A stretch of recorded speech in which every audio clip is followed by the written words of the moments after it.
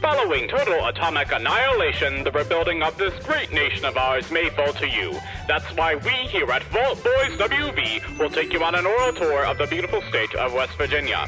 There's no other place to be better prepared for the impending fallout. Now we go live to our team of experts. Hello and welcome to yet another week with Vault Boys WV, a mutated podcast crossbreeding our shared history in Appalachia with a post-apocalyptic state in Fallout 76. I am your country road scholar, Dave Chaffins, and joining me is my favorite, son of a Mothman, Austin O'Connor. How you doing, Austin? What's up, man? I'm doing well. I'm doing very well. I like here, there's been an ongoing war, and I want to include the listeners in on the ongoing war. Is my note in there? Yeah. Did it make the cut? And I'll admit it, this isn't like the Quarier business where I was 100% right. It's Quarier, it's not saying Quarier. the Quarier Street. We're just going to move on from this. I misspelled. Well, I don't know if I misspelled. I mean, that's a little severe. You didn't capitalize the C in my name. Right. And it's capitalized. So O is capitalized, and then you got the apostrophe, and then you got the C. And to my defense, I didn't say anything. I just fixed it myself in our You just Google fixed Drive. it, but I see all the changes, and so I think the first day I just uncapitalized the O. I think that was the first thing that I did. Yeah. So it was just like O'Connor. Like it was O'Connor. O'Connor. Yeah, well, all I did, though, I was minding my business, and I fixed it. You did. And I didn't say a word. You did. I just fixed it myself because it was bugging me, and I fixed it. And then you had to be a bully. Well, and then every time since, I've gone through and intentionally capitalized random parts of your name. Today was just the straw that broke the camel's back. Well, I capitalized the N in Austin and the A in Austin, the O in O'Connor, and the next O. So it looks like maybe a dude with like a nose, like two big eyes. I thought you spelled it O-C-O-N-N-E-R today too, didn't you? O-C-O-N-N-E-R. Yeah.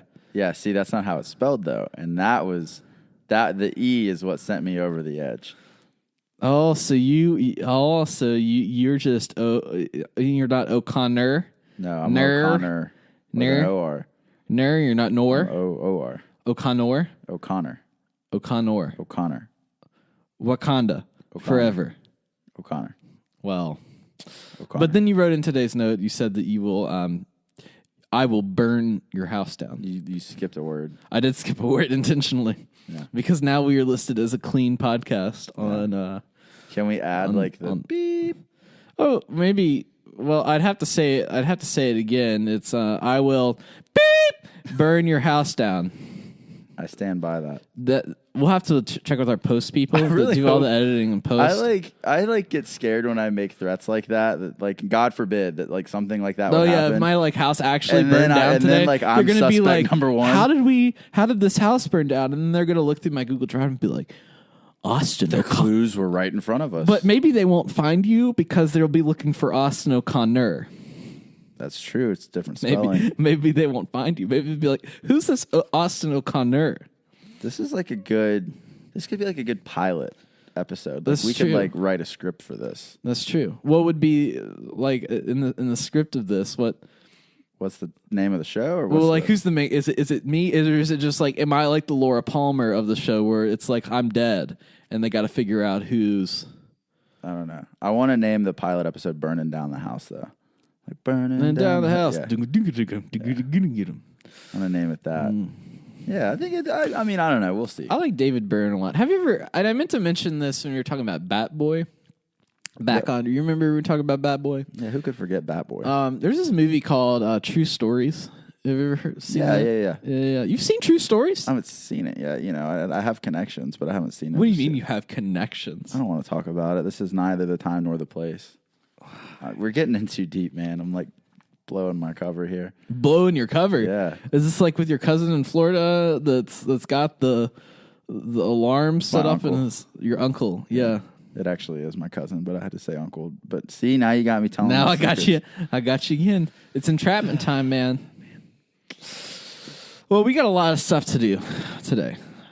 I mean, there's... Side note, that was always my least favorite thing that a teacher would ever say when they walked in the class. What? Be like, all right, everybody, we got a lot to go over. We got today. a lot to go I would over. just get pissed off when they would say that. Everybody, sit down, shut up. I would we be got like- some stuff to do. We got a lot to do. I would be like, God, all right, now we're starting, but there's so much to go over. Oh Apparently. my God. This It's like sucks. I've got 50 minutes of If this. they would just like do it, I wouldn't think about how they said we have a lot got to a go lot. over. And then it's like in your head, you're like, oh my gosh, will this ever end? All of this really is. And then you're measuring it in your head, everything that you have to do in that class. My favorite thing was I would look at the clock and I'd be like, all right, so we have 40 minutes. So we break that up. So that's 2 sets of 20 minutes. But like 20 minutes is a decently long time. So that's, all right, so 2 sets of 10 minutes and then just do that twice and then I'm out of here. Right. I was like reasoning with myself, like you can make it. You just make it this 10 minutes and then 10 minutes of doing another, this, yeah, and so then just, you can... just space it like that. Like it's not that long when you think about it. Right. I would do that every day. Right.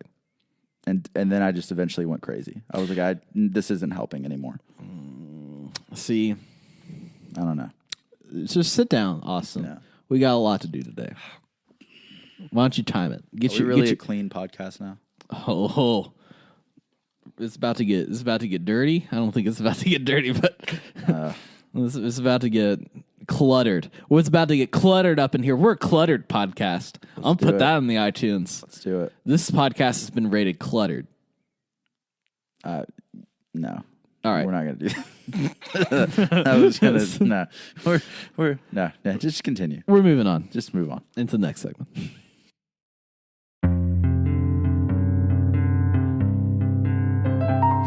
So Austin, this week, I don't know if it was, I think it was last week. If we're looking at time as a construct, there wasn't just an inside the vault. There was like inside the vault. Welcome to the bathroom. Welcome to the toilet seat. Welcome to the bedroom, living room.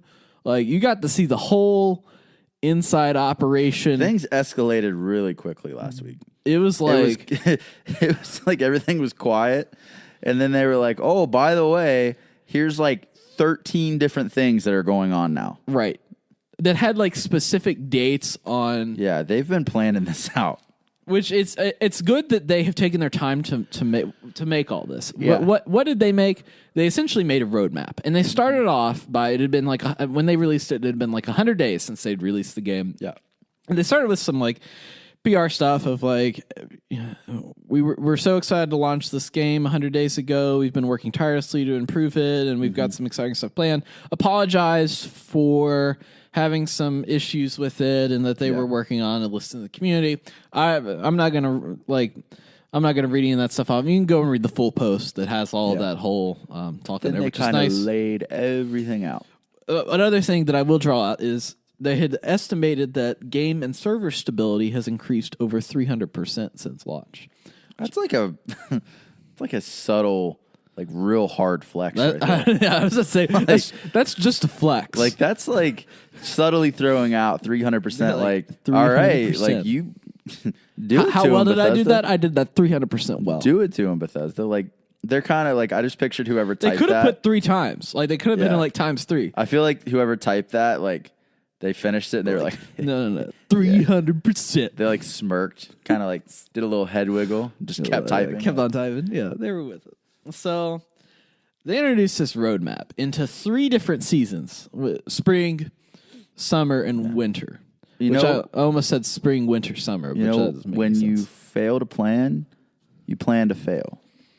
That's what I always say. I always say that. You know that, right? I always say that. And this is a true story. Yeah. That you always do say that. Mm-hmm. What my dad has always told me is that there are 6 P's. You just held up 5.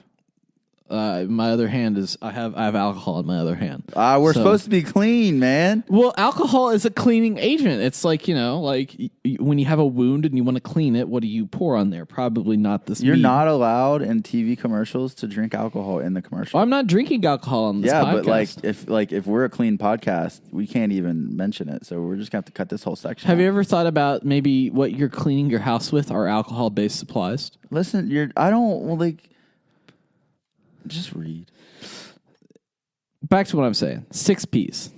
You know what Still 6 held P's up are? 5. I think that 6 P's? You could Proper? just like you could. I'm off. looking at your other hand. You could just like put a finger up with it. I put my thumb up. All right, that's all I need. Okay. 6 P's. You know what they are? Proper preparation prevents piss poor performance.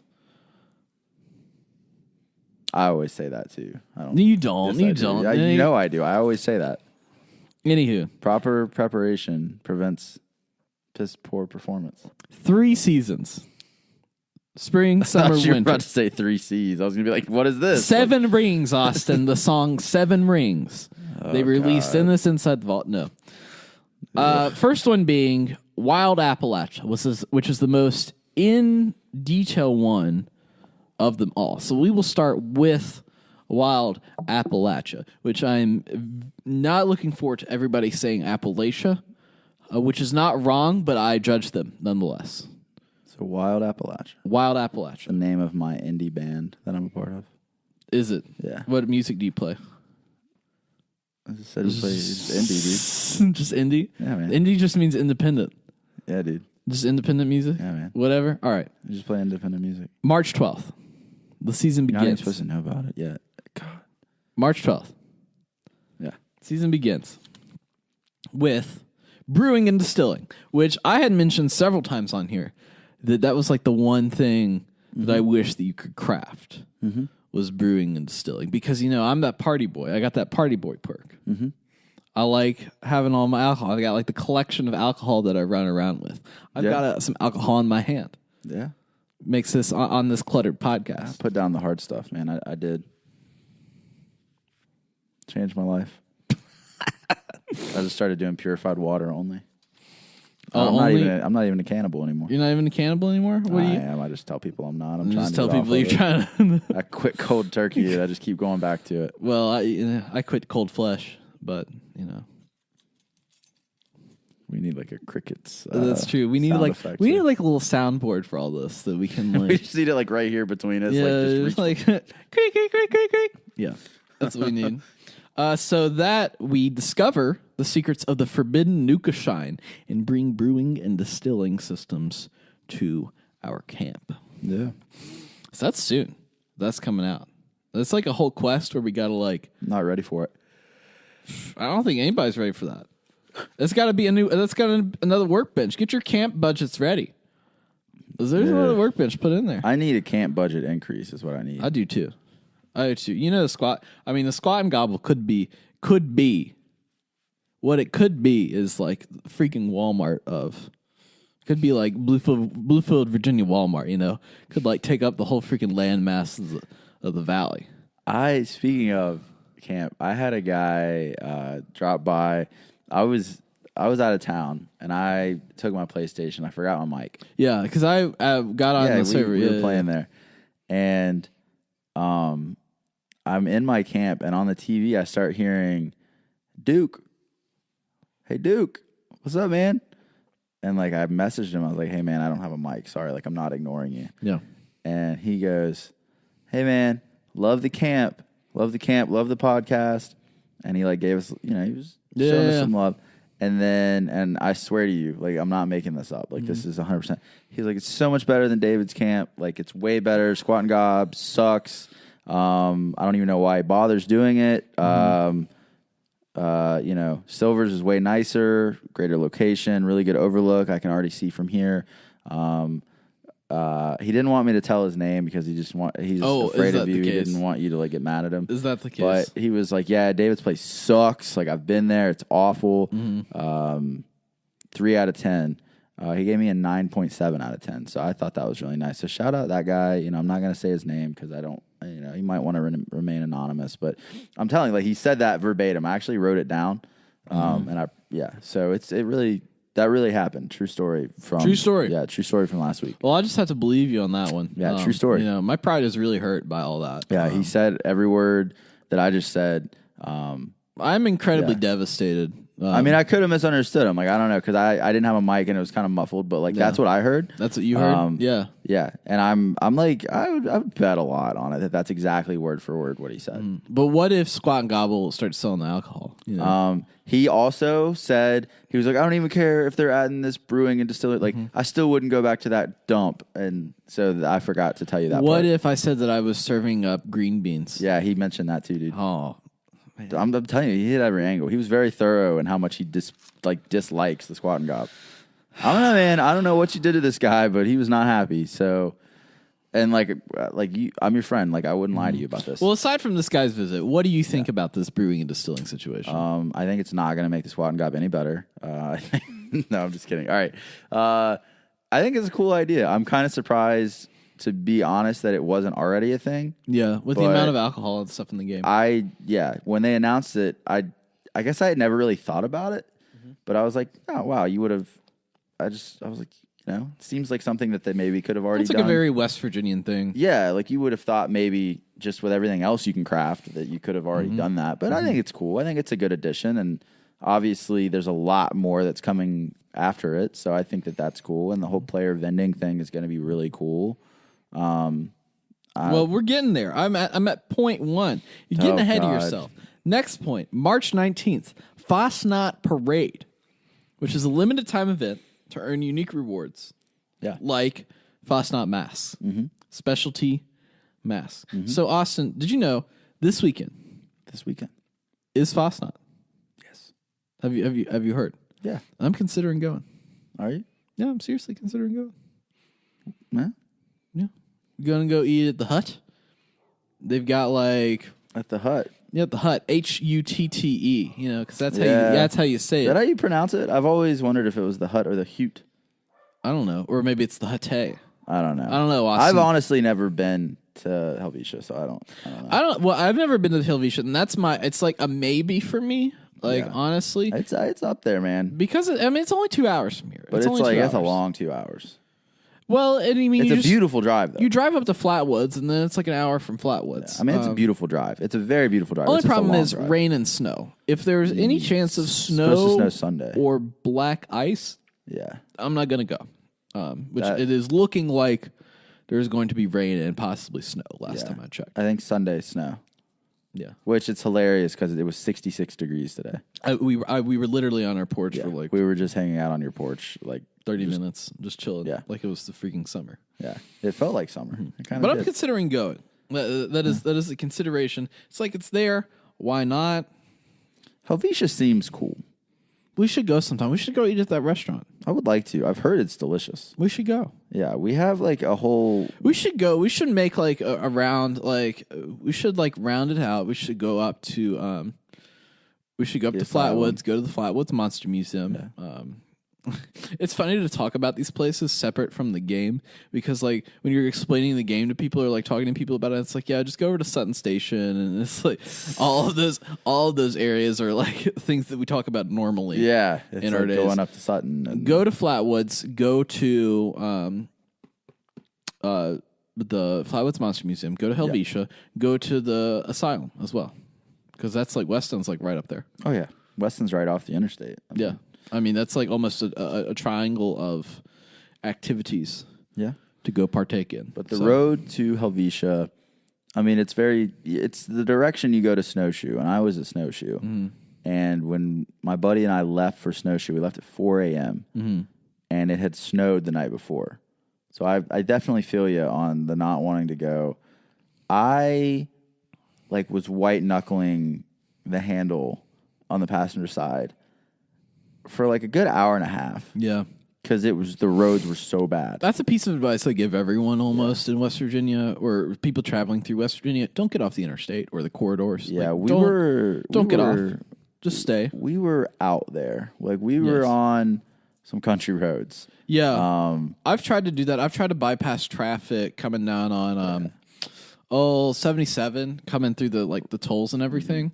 They had an accident or something, and I got on these 1-lane roads that were through the middle of these woods that it was at some point crossed into private driveways and then back into. Yeah, you don't even know sometimes. You don't know what you're going to get into, and Google Maps will not route you correctly. I was looking at Google Maps earlier at Watauga State Park, and I thought it was a big city. That's what everybody does, man. So I was looking at Watauga State Park, and it had me going. I was looking at how far it was from Lewisburg, from the Greenbrier, and it had one of the routes go just across a river where there was just no bridge there. It was just cross here. No, you gotta be jeeping, man. Nothing there. You gotta be jeeping. Yeah, I mean it. So Google Maps not always reliable. That's true.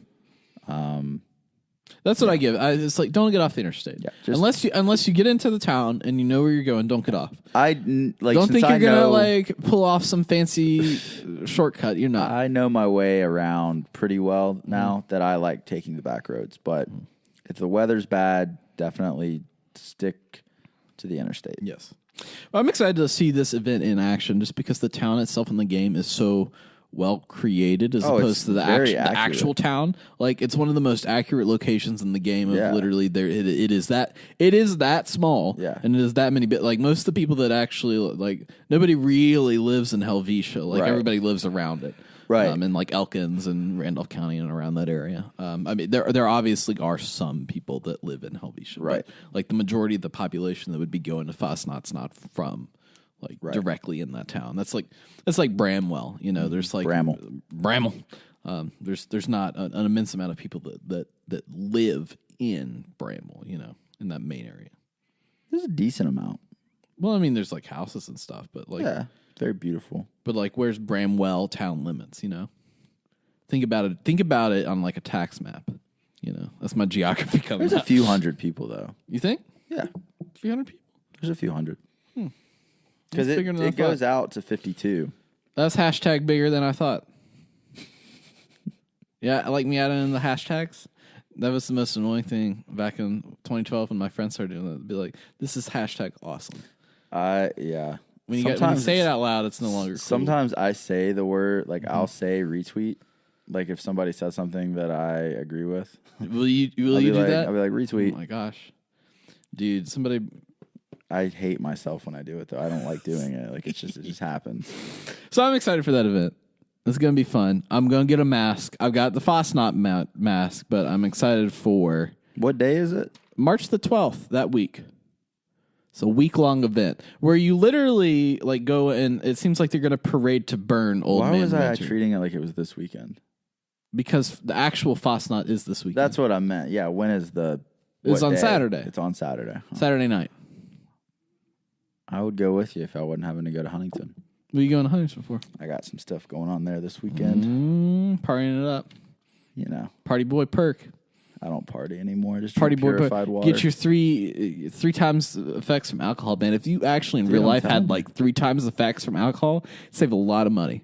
I just drink purified water. That's all. I'm a simple man. Fiji water. I'm a simple That's all man. you get.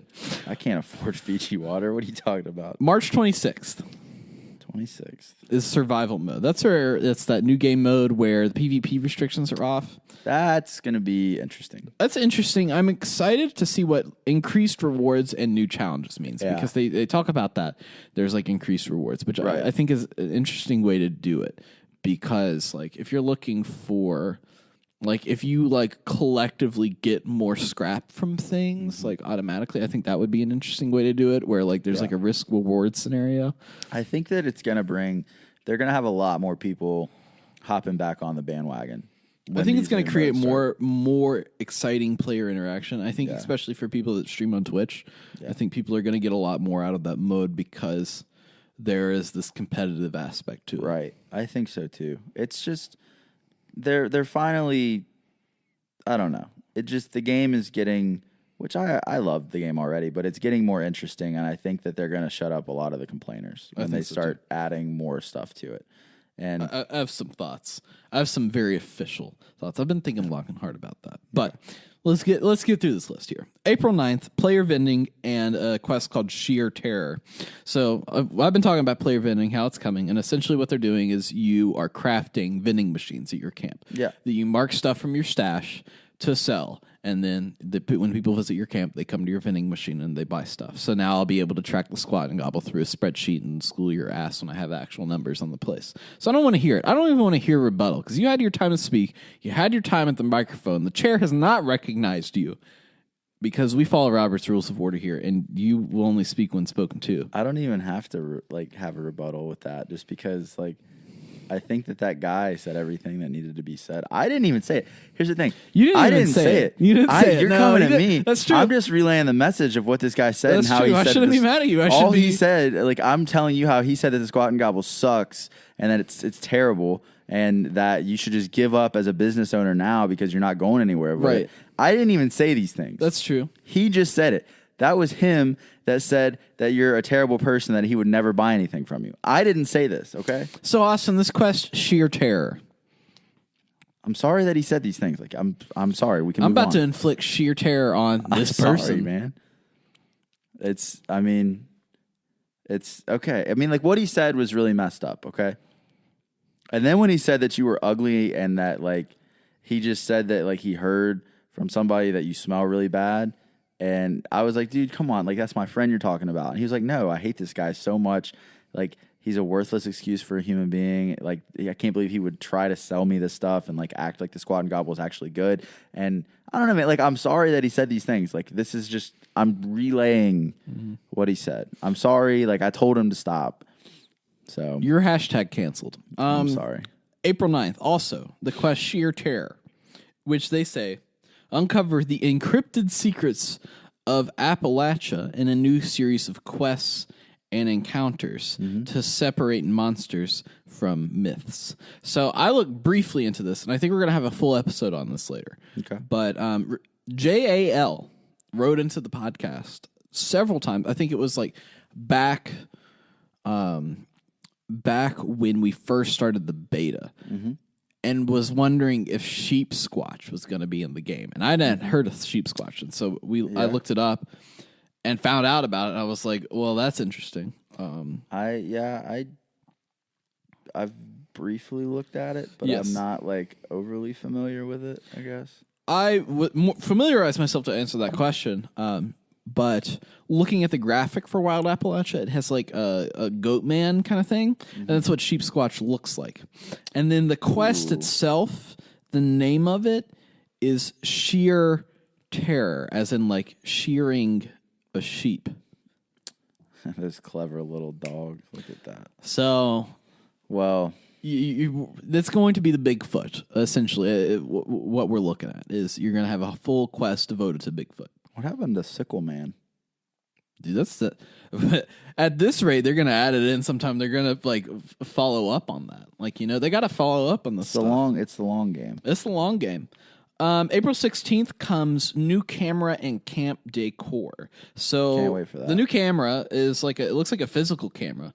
I wouldn't be surprised, and this is just entirely speculation, that you would be able to like tripod it, like essentially, so that you can get better shots of like action. Because right now you can't like take any photos of like yourself in action, like fighting a monster or something. Yeah. And a lot of like screenshots from other games, it's like you can just like pause it and screenshot something like in action. I think they're going to find a way to make to bring that camera into like an action oriented space rather than like the static space that it is now, where you kind of have to stand still. You can have monsters attack you, but you can't like fire guns or anything back at them.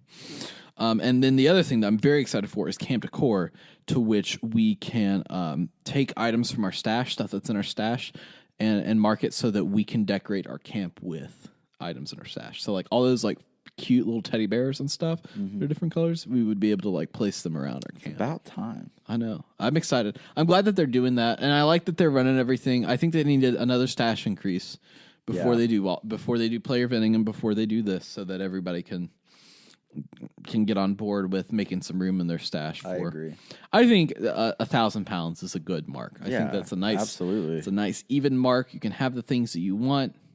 You can sell some stuff. 1,000 pounds, I think, is good. Hear me now, believe me later. I agree. May 7th, Ever Upwards. Journey to the deepest reaches of the woods with new stories for the legendary Pioneer Scouts. Earn merit badges, climb the ranks, and earn a customizable backpack for increased utility. I think that's a cool idea. I am so hyped for that. I have wanted them to do... I'd originally guessed that they were going to have a Boy Scouts-based faction in the game, and so this is them kind of like following through on that, I think. Well, not on. They heard me say that, and they're like, we got to have that now that he said that. We got to have it. No, they're not. It's all thanks to you, man. It's all thanks to me. I'll take all the credit for that. Please credit Dave Chapin. Please credit, yeah. When you walk around with that backpack, be like, man, that Dave Chapin, he's the reason. Forget the hours of work these people have put in. Remember that one guy in that one pod? Yeah, be like, he is the one. He is the one, yes. I'm very excited for that. I think merit badges are fun, and especially if you get to display them on your backpack, like you would. Like, I don't know. Did you do Boy Scouts?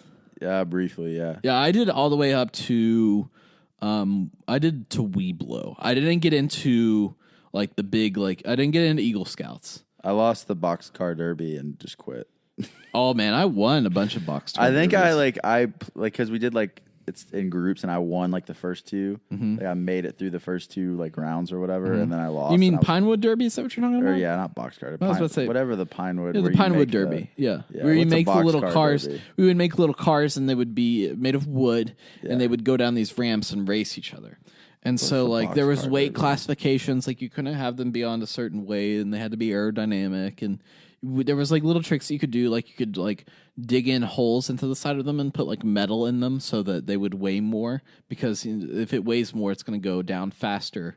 Like, it's going to go down a ramp faster than something that weighs less, just because of mass. You know, back was fun. The science principles. It was a good time. I'm trying to think of what a boxcar derby. That's probably like actual cars. doing Yeah, that's something. where you like actually like make like kids would make like box cars out of literal boxes and race them. And Yeah. Didn't do that. no, Pinewood Derby. That's what you Pinewood did. Derby. Because it was all the same. It was all kind of blended together. Yeah. The Virginia and the West Virginia. Because I remember I went up to the that coal dealership for a Pinewood Derby once. Went up there. I got third place in that. I'll have you know. My dad probably still has that trophy. You know, but back when they would give out, you know, the third place. Back when you get trophies for stuff. Why can't we get trophies for stuff as an adults? Like, you get trophies for when you get like 30 years of working somewhere, but maybe like you got through a really hard day at work and you just like need a trophy at the end of that. Well, this is the way that I'm going to get my trophies is through merit badges in Fallout 76. That wine you've been sipping on, maybe that's your trophy for today for getting through. Let me tell you something. This has been my trophy. That and the Girl Scout cookies, man. The Samoas. I'm telling you what. Oh, I shouldn't have told you that we had Girl Scout cookies here. Now you know I'm holding out on you. No, I had a salad for lunch today. I've been eating healthy. Like I told you, man. I'm a changed man. You're a changed man. It's all different. After we finish this up, I'm going to go work out. I don't want to.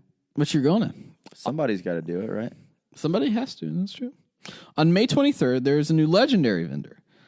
So locate the mysterious purveyor to exchange and scrap your unwanted legendary items for the new legendary gear. More star ratings, the better chances.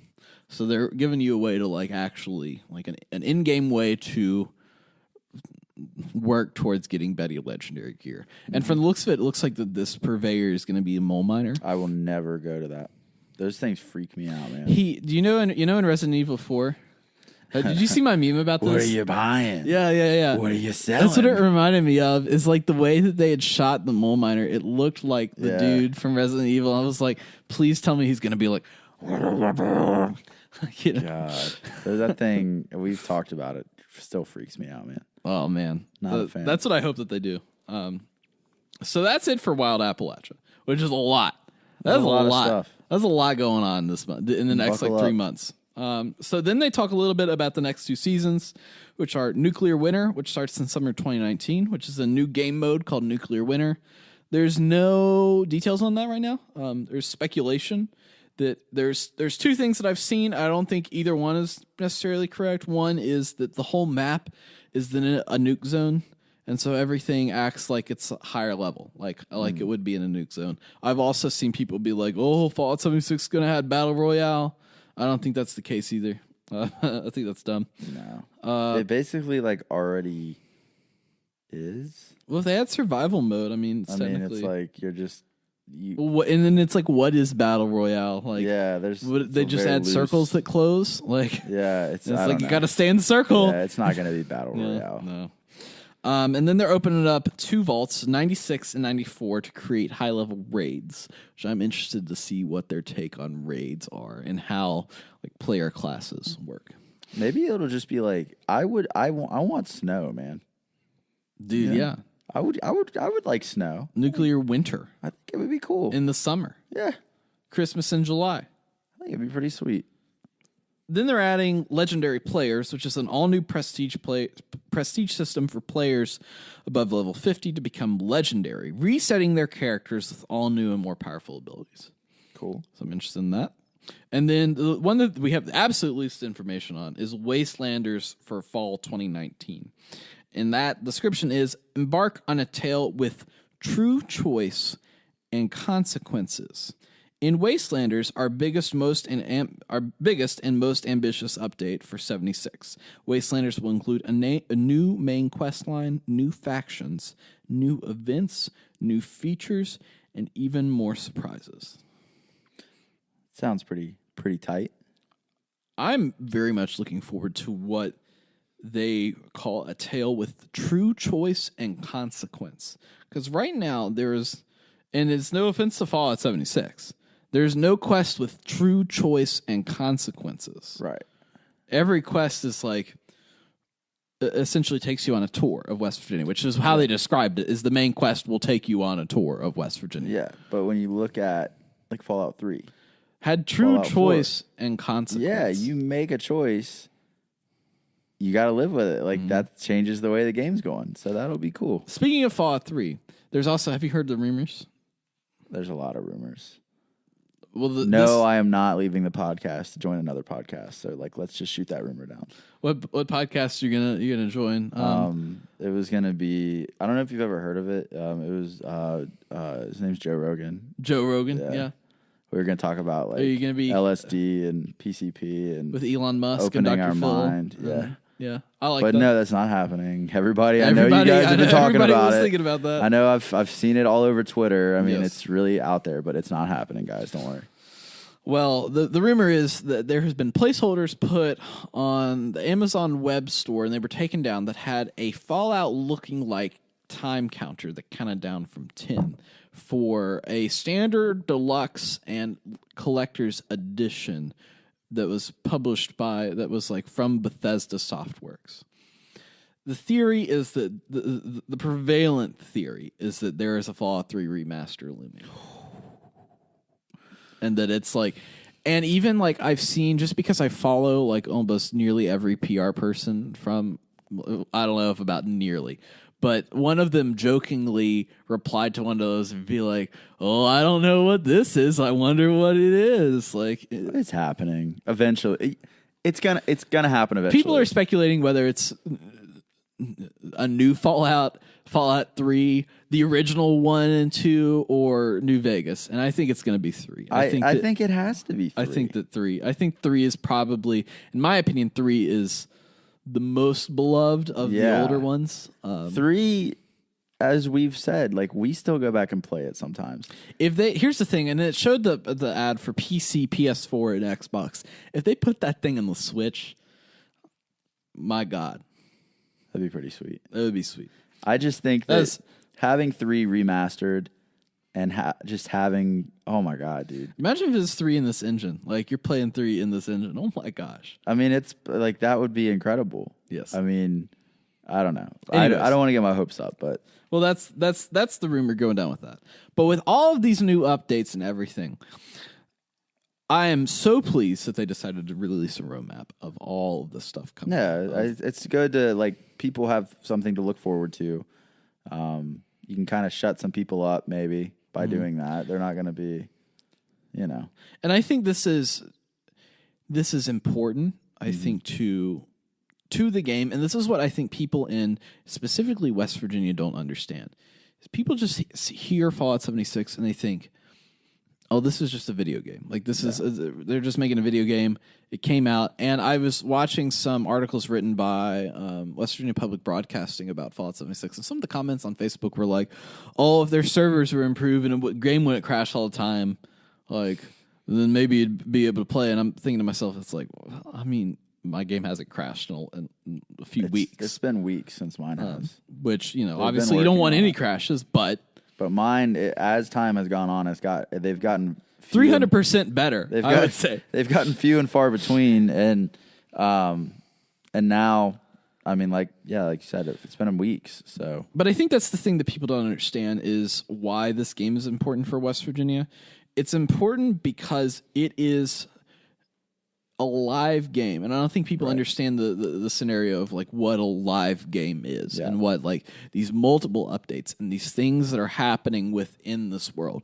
And these updates are all tied into popular Appalachian culture and history and events that really go like Pioneer Scouts, moonshining, like the game changes like every day. You could, it's amazing, and it's not only doubly amazing, but this is really the first and what I consider single player oriented game to be able to do that with these live updates and thinking about it, even though it is multiplayer, like that is the thing with it. The content is very single player focused, like where they were adding in new quests, new stuff. Like to me, it's the most single player focused of any of those live games, like Destiny, Division, Anthem, all that stuff. Right. No, I agree. And that's happening in West Virginia. And those events are going on. So, like, we're going to see more West Virginian history and lore explored in this game. Like, it's like, imagine in a year from now, like, what this game is going to look like. Imagine in 2 years from now. Look at Elder Scrolls Online and how it's grown. They can continue just to elevate what they're doing and update and... Yeah, I mean, it's the possibilities are endless, and I think that a lot of people have discounted it. I think I think in the state in general, I think that people have discounted it as something that's just like it's a video game. It released, it didn't come out to very good reviews, so it doesn't really matter. Another thing for West Virginia, I think people like to be really negative on West Virginia. Yeah, even residents here, I think like to be like the "oh woe is me" diatribe and situation. And really, what an opportunity. Like this is something that's never happened before in video games, but also never happened for any kind of like state. Like that's important. Like this is a new way of explore. Like you could, if you go through this game and do the research. Here's a bet I would make. You play this game and you understand and like play the story and get it, and you listen to this podcast in a year. You would be able to pass a college-based Appalachian Studies course. Yeah, because we would cover almost everything. Like from what I'm seeing, obviously, I didn't answer any questions about Mothman, but like Appalachian history, moonshining, like the culture, the music, that like all the stuff that goes with it. Like this game has a representation of. Oh yeah, absolutely. There's call outs to everything. National parks. There's like state parks. Like you've got it all over the board. I'm very impressed in the direction that they're taking this and what they're doing with it. It's so fun because it's all still Appalachian based. I mean, that's like personally fun for me, but it's also great for this podcast because it's like now we get to talk about this stuff. Like now we have even more to talk about. We have even more to talk about. We don't have to, I was thinking about this, and that's why we were kind of doing stakeouts because we didn't want to get burned out on all of these like topics and all this different stuff. Now we have like a whole new, and now it's like I had to make a calendar. Like I sent that to you. I had to make a calendar for like what's releasing. What's when, what's happening, which is great. So I'm all about that. So you haven't played, you told me before, you haven't really played much 76. Do what? You haven't really played much 76, like in the past week, right? Oh, in the past week, yeah. I've taken a hiatus. Well, but you've hit level 50, right? Yeah. I've hit level 50, and you're working on you're chipping away at the Enclave right now, right? You're chipping away at getting this commendations, trying to become general. Yeah. So what was your reaction going into the Greenbrier for the first time? It was cool. It was like, I'll be honest with you, going into the bunker, it felt like a Fallout 3 or a Fallout 4 mission to me. Yeah. Because there's moving parts happening, and there's all this, like, you're unlocking this, and these lights turn on, and it... The rest of the game hasn't felt that way to me. Yeah, it felt like you find this, you learn what's going on, you go here. And it's been interesting, and I've kept up with it, but going into that, it was like, oh man, this feels like an actual, like a level of a game. Like something is happening. Something is going on, yeah. It's like you get into Raven Rock in 3 for the first time, or in the Institute for the first time. It's like, oh, this is very different from everything You're that like, I've oh my experienced. gosh, this is insane. Yeah. So it was cool. Some of the stuff they had me doing, it's kind of monotonous. Well, I mean, that's but the nature of the quest. Yeah. You got to go kill the Scorched Beasts and do the... I've had fun, though. Like I've had a good time. I don't mind doing that. That's what merit badges are going to be. Is like go Go chop down some trees. Frick yeah, I'm gonna do that. Get a freaking merit badge. Heck yeah. It's been fun. But yeah, I took a little break from video games in general. You've been reading. Right. I was out of town, and then I just never plugged my PlayStation back in, and I was like, I need a little breather. And I did that, and then I watched all 3 seasons of Crashing on HBO over the last week.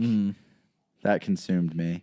I've just been like kind of enjoying just like existing and not trying to exactly. Yeah, I'm with you. Just living life. I understand. I started a new character. I saw that. That was who you were when you hopped in the game with me. Yeah. I started a new character, and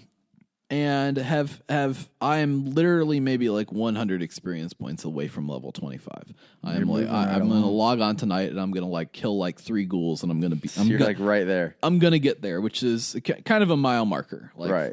for what it is. Yes. And I've played the game entirely different from how I'd originally. So played. you're doing like a completely. It is a rifle. So I by the end of it, I'm past level 50 and I have all the perks that I want.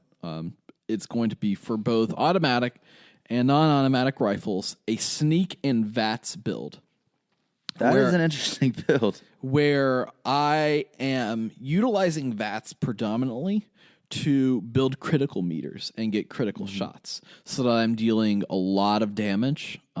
Just from how, in my opinion, how like weak guns are, like at a base level. Yeah. Like you kind of need to augment that. And the way that some of these perks work between like gun fu and adrenaline and some of these, and you can look those up, that give you like percentages for like when you kill an enemy in VATS, you get a refresh of some agility point, like your AP gauge like increases, your critical meter increases, and it automatically moves you to the next target, and you do 10% more damage on that target. So essentially, you're like John Wick. Like that's what you turn into when you're out there. Yeah. And so with all the multipliers and like kind of doing that statistics game with it, it's a whole different experience, whereas my other guy is like very melee based. He gets in power armor, he goes and his job is to bash the things. He's very good at bashing things. I've seen him bash a bunch of things. That's how my character is. Yes. And I understand that because like from level 1 to however many, that's going to be a very powerful way to play. Yeah. VATS is very weak, and it's maybe at level 25 just starting to get good. Because the good perks don't unlock till later. Like the stuff that's actually useful doesn't unlock till later. So I've been trying to mainly sneak and get off critical points on like Scorched and different stuff going through. It's a very different experience. It is I play it way slower. Each location is like, okay, I show up and it's like, I can't run in here like an idiot. I've got to like stand out in this hill. I've got to pick as many off as I can. I don't have very much ammo. So I maybe have to go and grab a weapon from somebody and just load stuff up. And then because I don't have like, I'm only perked out for rifles and automatic rifles. And so it's like, maybe I got to get the shotgun and sneak up on some people, but only get one shot off because I don't have a silencer on it. So like we'll be able to get one, but then I've got to like booktail it to the end of the hallway so that I can survive and pick some people off with a rifle. So it's a very different style to play it. I've enjoyed it so much. I almost enjoy it more than, well, I think I do more than Melee because I have to think a lot more about it. But I think the payoffs once I get like, and I've kind of like looked at the perks, figured out what's good. I think that by the end of it, I'll actually like it more and I'll be more powerful, I guess. I'll do more damage. Like it is like in online games, you've got your tank, your DPS, and your healer. So my one guy's a tank, and this dude is DPS. Yeah, like this is a high damage person. I'm getting into the statistics and like crunch. I'm crunching the numbers. You are, yeah. This is the math game. This one through. Yes, wow. I've got all the I've got a Google memo on my phone that's got like what perks I take when. It's like. Well, I have a question for you. I've got an answer for you. Can we talk about my favorite thing ever now? We can talk about your favorite thing because ever. I'm antsy right now. What are you antsy for? I'm ready. What are you ready for? I'm excited for our topic today. Oh yeah, well let's get right into that. I've been excited. We'll get into that. Let's do it. Super pumped.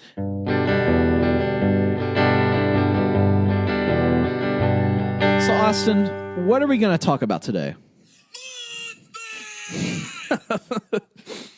So that was one of your buddies, right? I have waited to play that clip.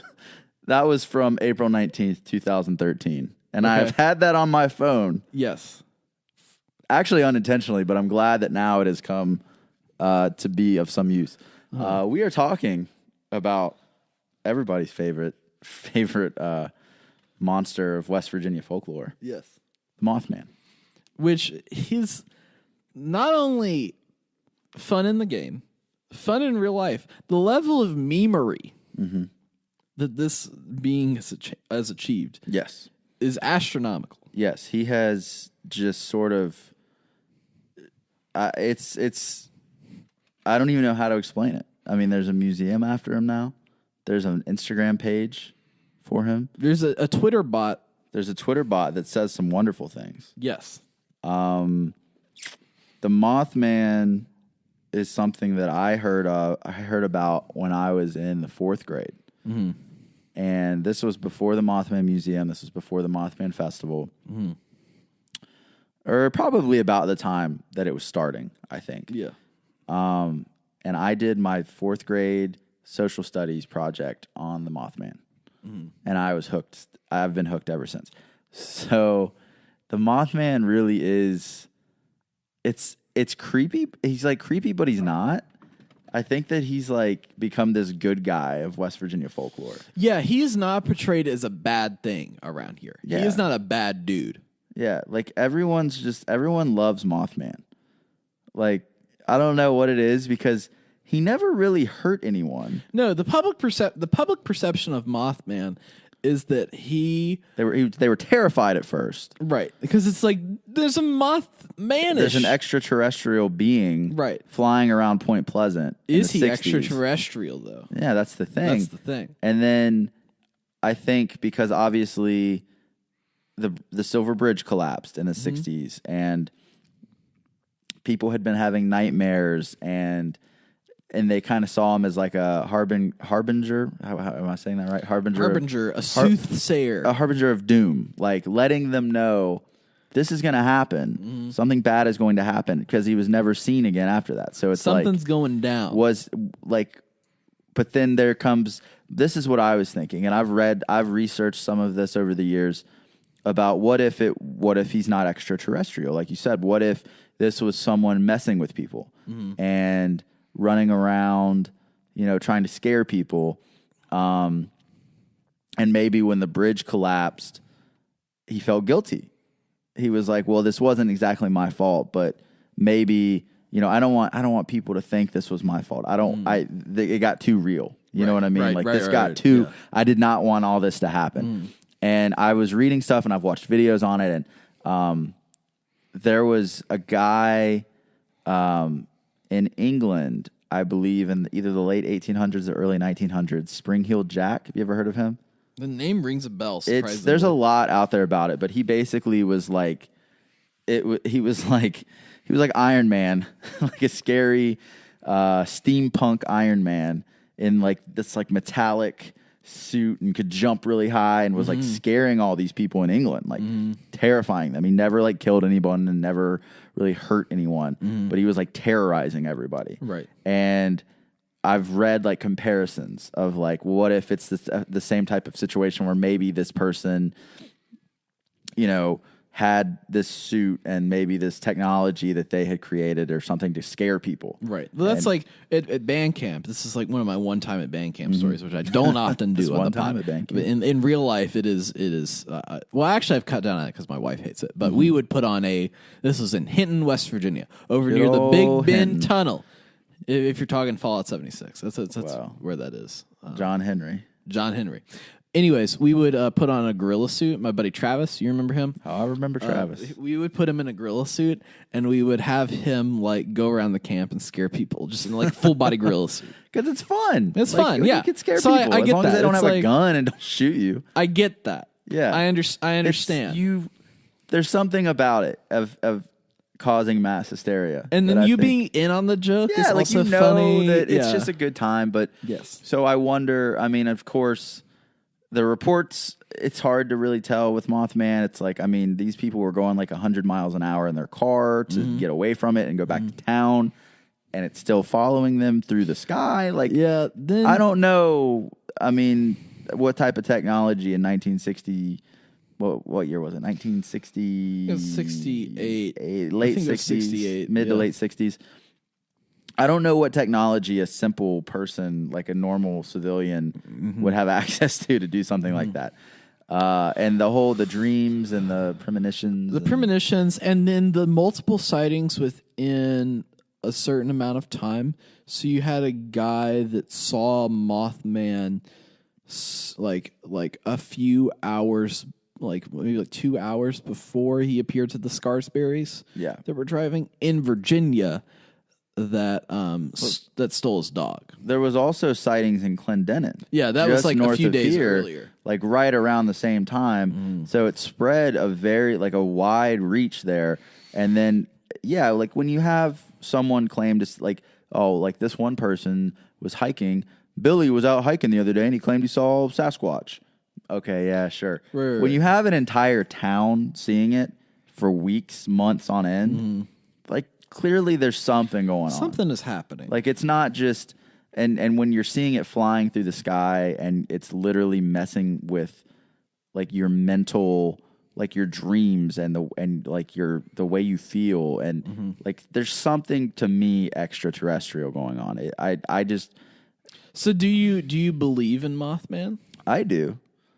And I know that a lot of people were like, no, it was a big owl or it was a sandhill crane. That was the big thing was the sandhill crane with migration patterns and this, that, and the other is, it was maybe in the area or maybe one got maybe separated from a group of other sandhill cranes and it was lost and it was yelling, it was calling for a mate. And that was maybe like the high pitched shrieking sound, but none of that adds up to me. That many people would see it, and not one of them would be like, "That's clearly a sandhill crane." And then even the people that were there that are alive today, still stand by that it was real, that it was a part. Like it was so swear by it, and are like almost a little afraid. I still like there's still that lingering. Like they'll talk. Like obviously the residents of Point Pleasant can talk about it, and they love talking about it. It's the whole thing, but still like a little bit afraid.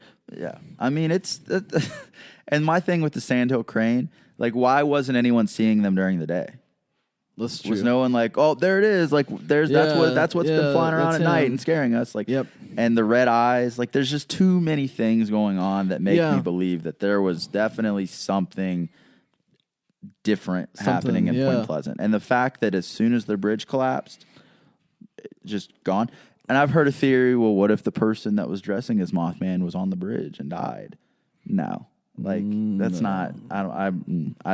I think there was something going on. Well, then there's been other sightings of Mothman post. Yeah, and there's other variations of the Mothman around the world. I mean, people claim there was like the Owl Man, and there was a lot of stuff in like different European countries of people seeing things that looked similar. And so there's so much of this planet. I mean, it's like everybody how they describe things. Like things don't translate well. Like there's no like particular one way to describe the Mothman. Yeah, like even like, but Bethesda's take on the Mothman is very different from the take on like the descriptions of Mothman before. Even the statue in the game is not a one for one remake of the statue. That's the one thing itself. that I find interesting about the game is that they put the statue in and had it look just like the statue and what people claim it looks like. But then they made Mothman not look like a man at all. It just looks like a moth.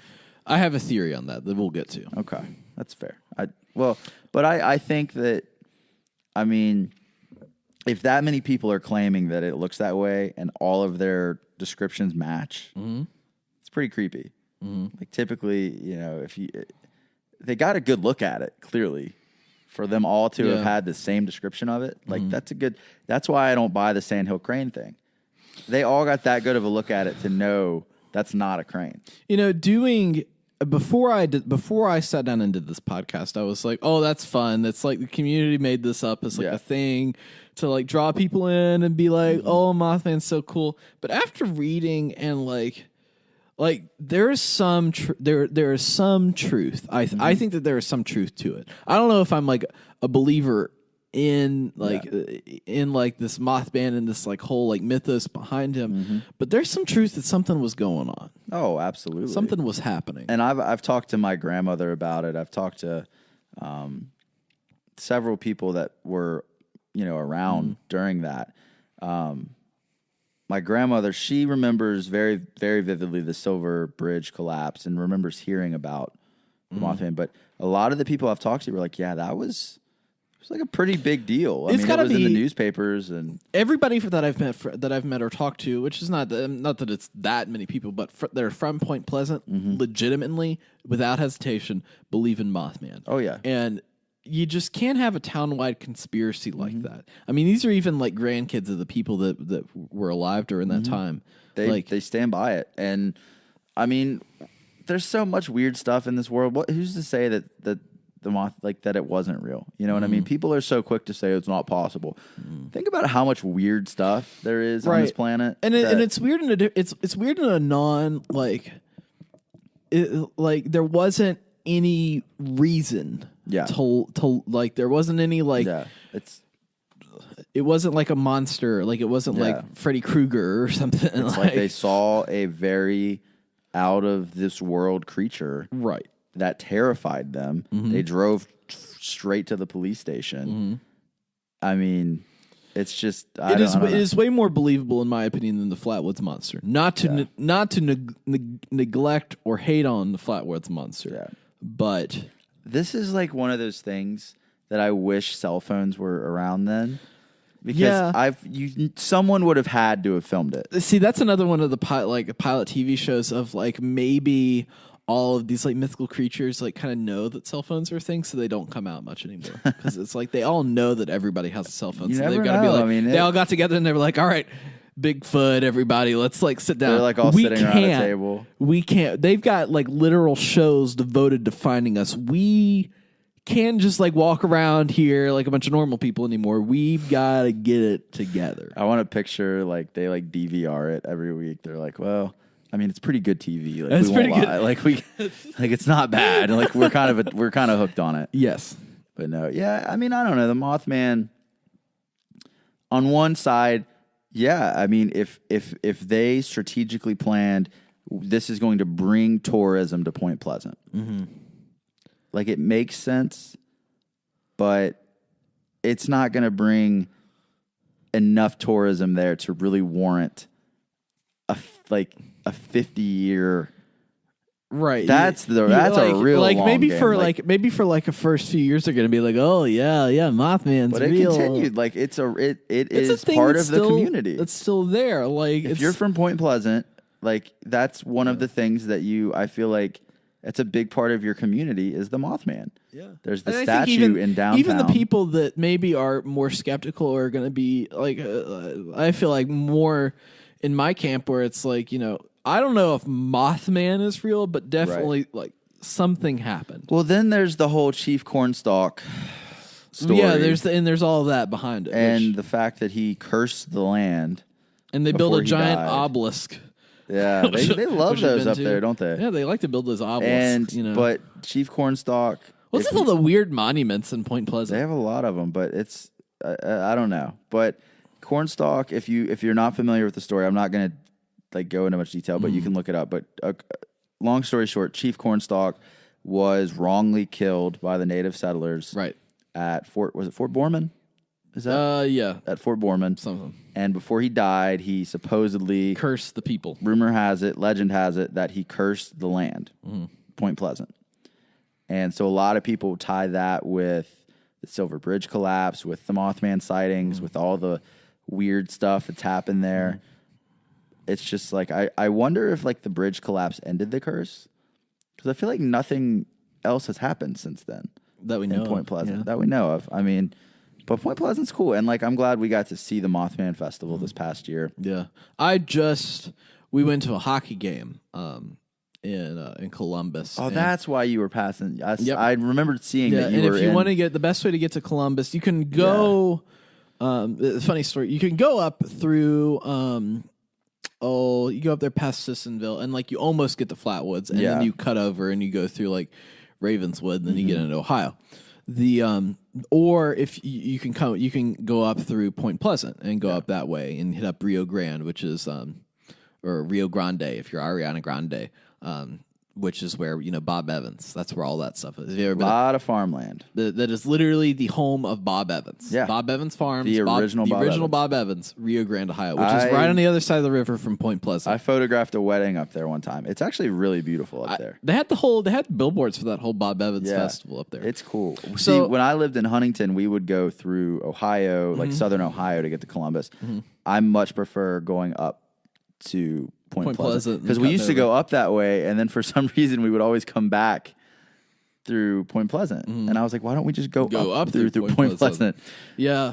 So we were coming back down, and Selena had never eaten at a White Castle, and there was like a novelty in that experience. Yeah. And so we went and ate at the White Castle, which is if you're not wondering, White Castle review, the burgers themselves not that great unless you dip them in ketchup, then they're pretty good. But you have to go. Like everyone has to eat White Castle at some point. Yes, It's just a necessity. No White Castles in West Virginia. Yeah. but everyone should eat go a to White Castle. White Castle. Yes, exactly. Shout outs to White Castle. Shout out to White Castle. So we ate at that, and then that's the White Castle on the way out, the one that's like kind of out of the way, out of the town, that way you don't have to like run around Columbus looking for a White Castle because that's dumb. Is on the way back through Point Pleasant, and so we got through Rio Grande, and we're getting on the bridge.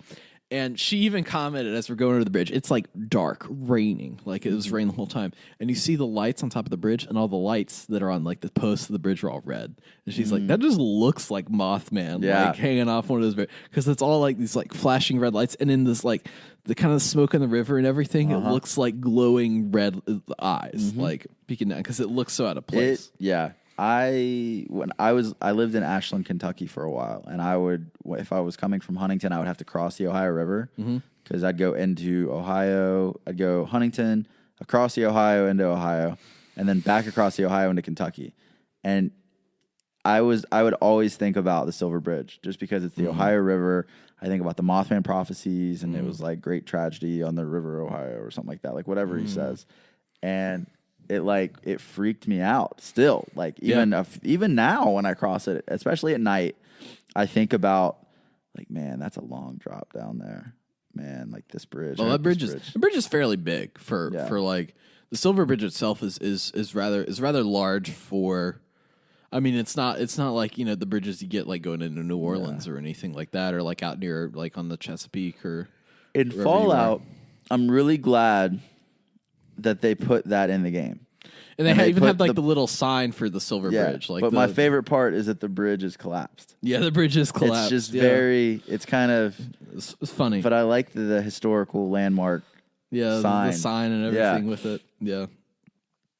So I know that the one thing that you're really into with the whole Mothman is the Mothman prophecies. Yes, one of my favorite movies. And I have discussed with you and probably ridiculed you a little bit about really enjoying the scariness level of. I love the psychological. So remind me again of your favorite character, I would say, or maybe your least favorite character. From the Mothman prophecies. My least favorite character from the Mothman or prophecies. Your favorite. I can't decide what your It's a love-hate. It's a love-hate, yes. Well, this is sort of like Voldemort for me, like he who must not be named. Like you don't want to say his name because you don't want. Well, I'll just say. I mean, I can say it for you because I don't care. Yeah, say it. We're talking about Indrid Cold. We need like a chilling like sound effect there. Oh, why did the lights go out, Austin? Yeah. But no, Indrid Cold. That's what I need to write that down. Once we've got these ad reads now, we've got a whole new service that once we start making money back on the hosting those paying, we're getting the soundboard and we're getting that stuff. That's how we're moving this podcast forward. Listen, Indrid Cold it's just terrifying, man. Like and people like some of my friends have agreed with me that scene in that movie is really scary, just from a psychological standpoint. But that scene messes with me, man. I don't know. I think it just scarred me as a kid.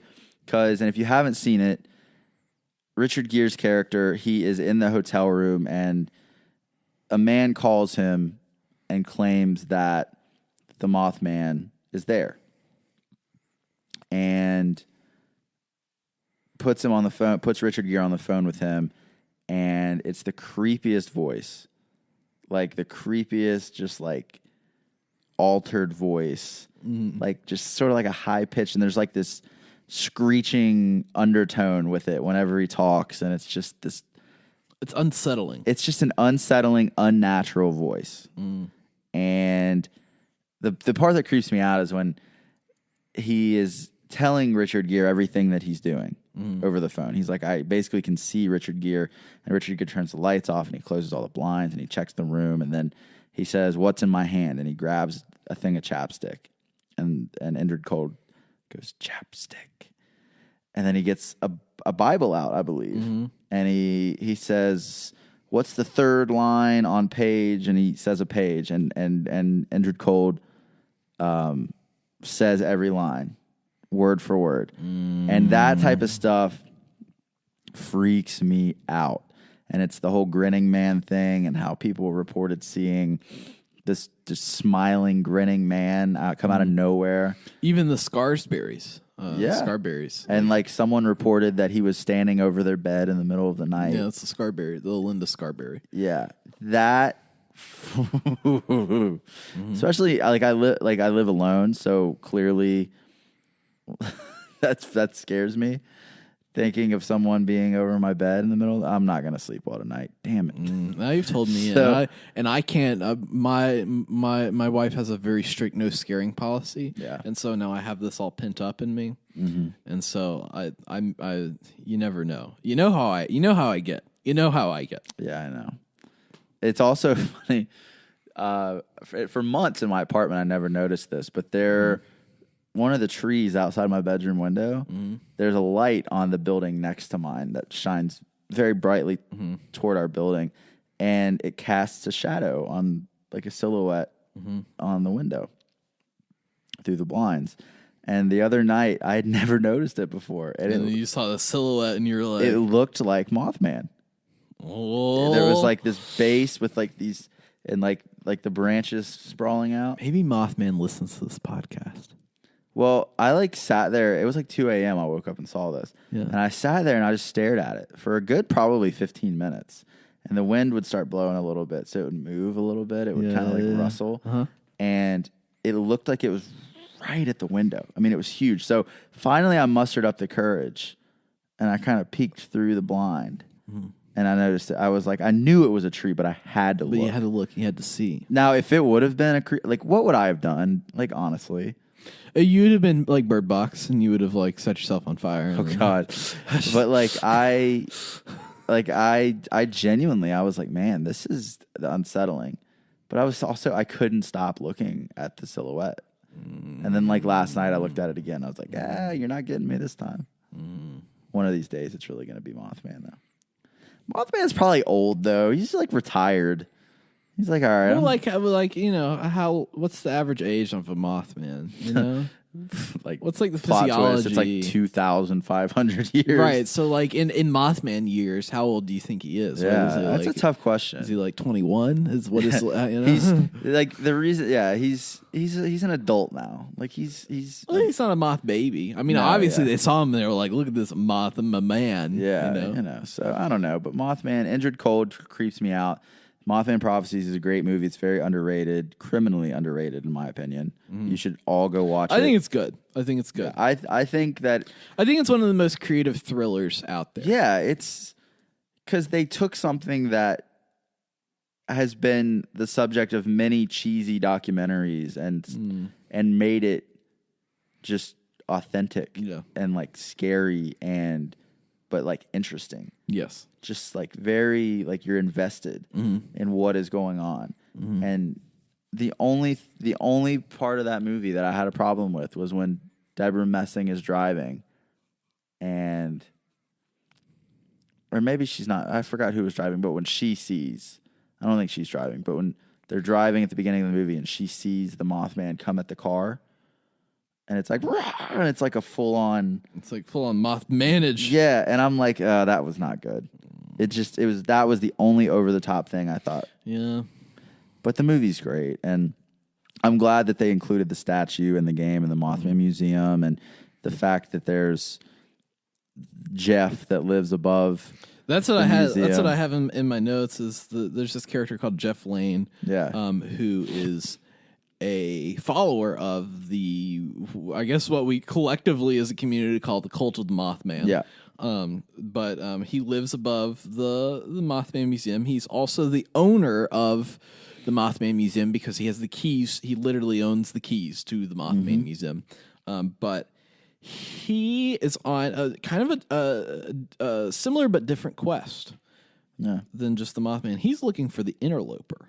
Have you followed him talking about the interloper? A little bit. So the interloper is related to the cult of the Mothman. So like the cult of the Mothman, it seems like was pre-war.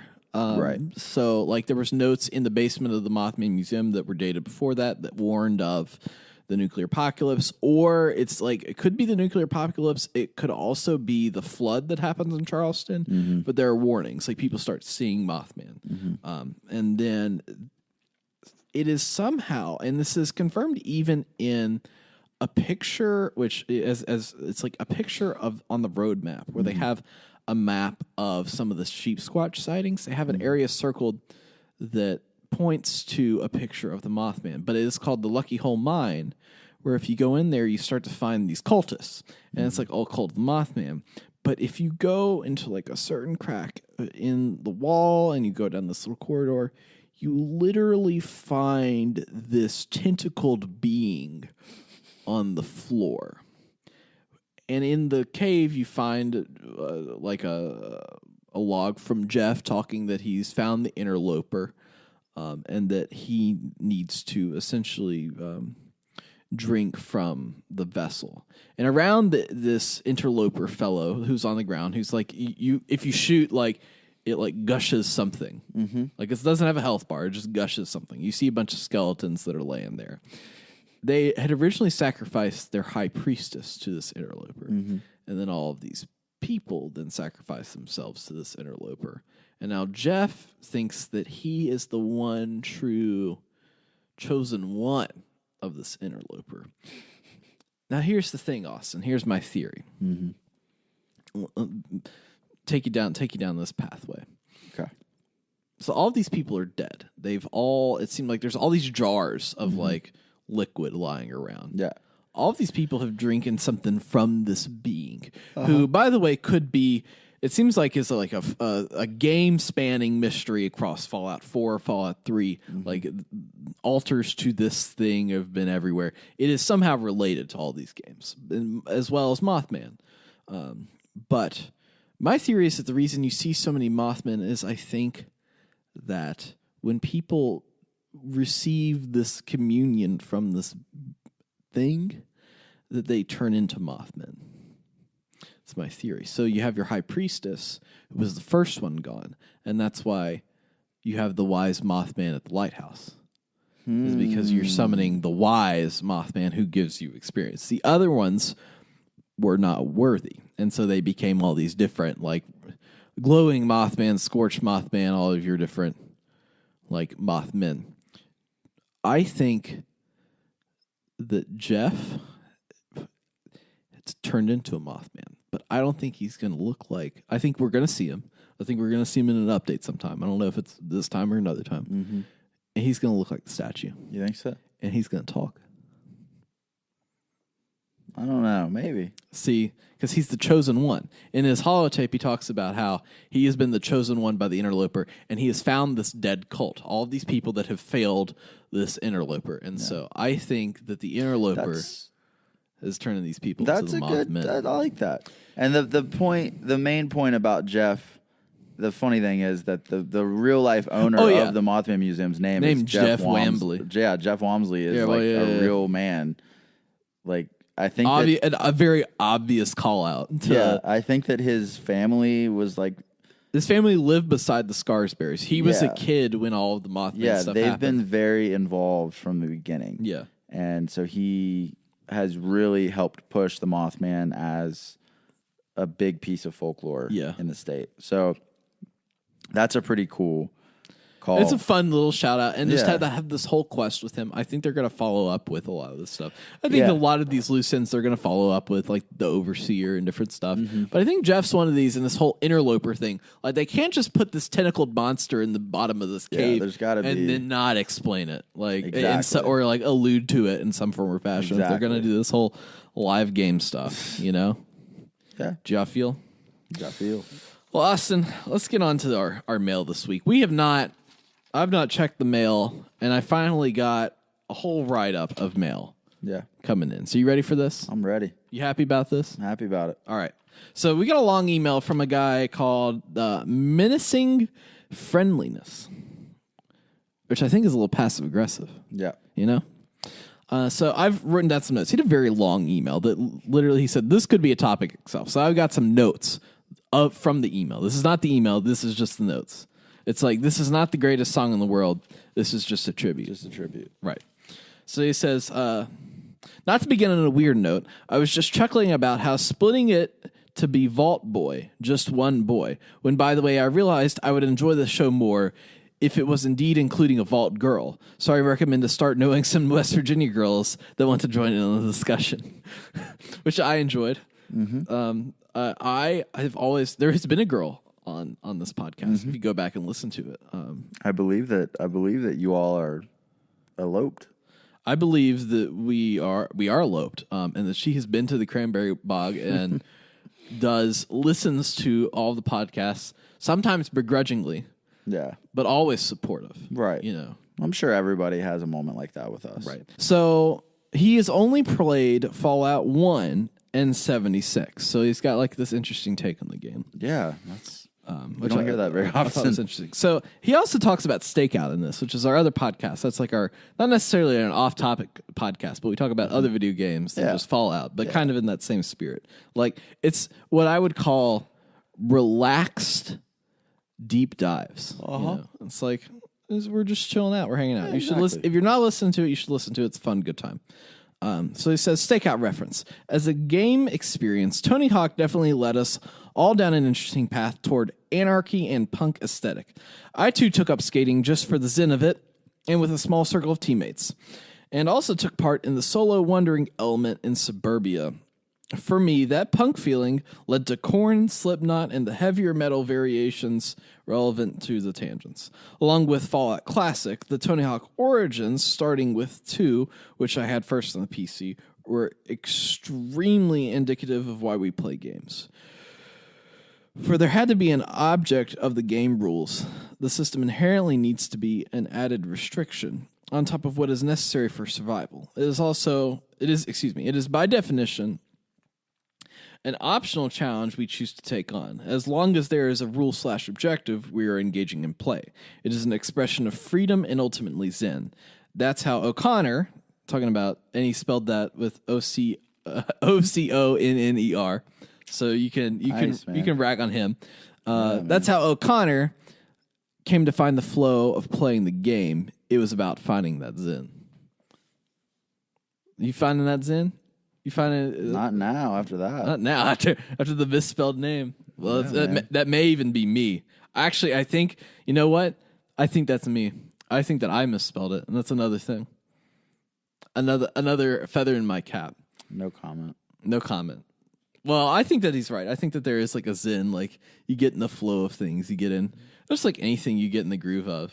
I think that you can find so. You can find some sort of like zen aspect. Yeah, in that. absolutely.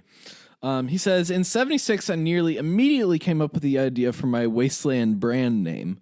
More than just a restaurant, an entire herd. Me and another player had both showed up to grant excess supplies and low-level armor to a level 6, gathering responder caches northwest of the vault.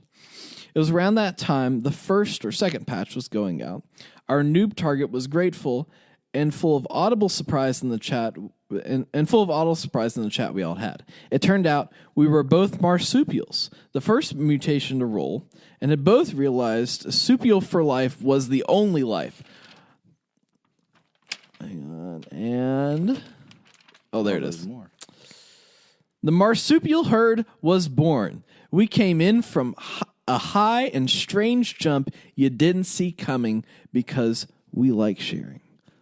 So he's out there starting his herd of marsupials that just like to give to people. Like getting the leaps, getting the jumps, doing some stuff.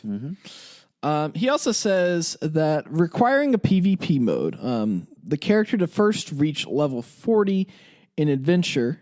So like you got to reach a character in level 40 in adventure. And then copying over the level 40 character into the survival mode with a respec. With you essentially copy over the character. You have up to level 40. You respec that character, and you don't have your inventory from the other modes. So essentially, like separating your characters out. So you, like Bethesda had stated that you can move your character from adventure mode, which is the mode that we're all playing now, to survival mode back and forth. But like the changes are the same in both. So like it's permanent what happens in both. So as opposed to that, having two separate characters for each mode, which I think is would be an interesting way to do it. Yeah. Let's see. So he also sent in another email because I have a backlog of stuff here. And he says, Myst is recognized as perhaps one of the most iconic games to boot. This gameplay style, I think, back on games that ask players to draw maps and write things down very fondly. It's a very old gaming convention, as you briefly mentioned when referencing Monkey Island. Some more games that preceded that were King's Quest series, which my wife really likes. She's played the King Quest, Space Quest, and Zork, which is text only. I was obsessed with the games that were like this, as well as the physical puzzle devices that were solved by figuring out. Some of my favorites as a kid also included a manual with additional information that you needed to solve certain parts of the game. These parts usually occur early-ish in the game, and this served as a copy protection that was effective up until the internet era, the GameFAQs website, and so on. As people could copy the game, but much less easily copy the decoding keys that came in the box/manual. Other games just literally came up with a code system you entered to run the game, while some had puzzles in the game that were basically impassable without the physical materials that came with it when you bought the game. Fallout 1 included something like this, the Vault Tech Guide, which served as a manual, but in a much deeper, lore-rich, immersive way. I carried my spiral-bound Vault book everywhere when I first bought the classic Fallout as a middle schooler. I think that game manuals are interesting. I think that we will never see them in the form that they have been. Right. But it was like I used to have a few. Yeah. I would never do it now because everything's. Yeah. I still like the maps of the games. I think the maps are always cool. Yeah, I agree. I eventually am going to get on eBay and I'm going to find a map like that glows in the dark. Todd Howard. It glows in the freaking dark. That's what he says. Quote Todd Howard. I'm going to get one of those. I'm going to put it up on the wall. Yeah. And I'm going to shine a light on it and make it glow in the freaking dark. Per Todd Howard's request. So that was all from Meaningless Friendliness. Yep. Now I've got another email from Michael who says, hey guys, I'll skip the admiration I have for you guys and how much I listen and get straight to the point. I like this because he's like, you guys are freaking great. Let's get to it. Appreciate it, man. I appreciate it. Spell my name wrong like my friend here sitting to my right did. Michael probably wouldn't spell your name wrong. He would. He is probably a much lovelier person than I am, and wouldn't spell your name wrong. Not that he's known you for years and years. Good man. There's a docu-series called Hellier, Hellier, about hairless creatures in Appalachia that came from a UFO crash next to a mine shaft. The documentary is on Amazon Prime. If you guys don't have Prime, I'll give you my login. We've got Prime. We're good. You hear it, though, everybody, every one of our listeners. He's got it. If you need an Amazon Prime login, we'll give you his email address. Well, good thing I just used first names. Please at least watch a trailer. It's so Fallout-esque. Dude, seriously, I have chills even typing this. Thanks again for the incredible content. See you guys in the holler or on the highway. I like that. That's a great ending. See you guys in the holler or on the highway. Shouts out. I watched the first episode of this. Mm-hmm. It's like Marble Hornets on steroids. It's like they actually got a production team in, and like you can get it on YouTube. It's on YouTube. I looked it up. Cool. Maybe I'll watch it. And it starts as like them investigating something, and then it's like they start peeling back the layers of it. Yeah. And it like the cinematography of it's very modern. Right. It's like what a like post college kid would be making to like as an independent film. Like, Right. That sounds pretty cool. The editing is very modern. So I have watched the first episode of it and I really enjoyed it. I would go out and recommend people to watch some more of it if you're into that kind of mystery series. Right. Obviously based on some like true stuff, but also like it's like fictional nonfiction. Right. You know? Yeah. I dig it. So Austin, we just went through the gauntlet. Out of breath, man. We went through everything. Whew. We hit him up style, you know. Yeah. Who wrote that song? Was that Missy Elliott? What did you say? Hit him up style. We hit him up style. I don't even know what you're talking about. We can go back and hit him up style. I don't claim you. Oh man, they had that on hit clips. You remember those? You remember hit clips? Where you put the little thing. Yeah, you had the little like boombox or little thing. I used to have you get them from Smash McDonald's. Mouth All Star, and I used to listen to it at recess in 3rd grade. Oh man, that was the good time. Yeah, we hit them up style. It was like we accept a bunch of those little clips. Those were the precursors to holotapes. You know, Hit 'em up style. Hit 'em up style. Yeah, What a song. yeah. What? I just need to see what you are talking about. Well, you can look at that after. But Lou Cantrell. Lou Cantrell was that? Lou Cantrell. Was that the same guy that did Mambo No. 5? It looks like it's a girl. Well, that's it for today. Don't forget to email us your questions at VaultBoysWV. I said, don't do that some more. Don't. Oh boy. Check us out on social media at VaultBoysPod and tell your friends. The best way to support this show is a rate and review on iTunes, which we are always grateful for. Just remember, Austin, from holler to highway, we've got you covered. 6 ways to Sunday.